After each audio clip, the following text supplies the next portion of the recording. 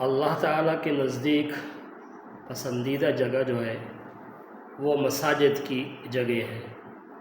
حدیث پاک میں آتا ہے احب البلاد الی اللہ مساجدها وابغض البلاد الی اللہ اسواقها، یعنی اللہ رب العزت میرے نبی صلی اللہ علیہ وسلم کے ذریعہ سے زبان اقدس سے یہ بات کہلوا رہے ہیں کہ اس زمین کے اوپر سب سے پاکیزہ اور محترم اور پسندیدہ جگہ مجھے وہ مساجد ہے۔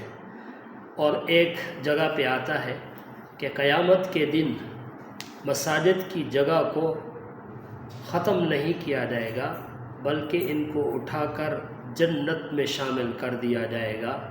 تو اس چیز سے پتہ چلتا ہے کہ مساجد کی جو زمین ہے وہ جنت کی زمین ہے۔ ہمیں اس چیز پہ فخر کرنا چاہیے کہ ہم جہاں پہ سجدہ کر رہے ہوتے ہیں وہ زمین جنت کی زمین ہے۔ اللہ تعالی ہمیں سجدوں کی توفیق نصیب فرمائے۔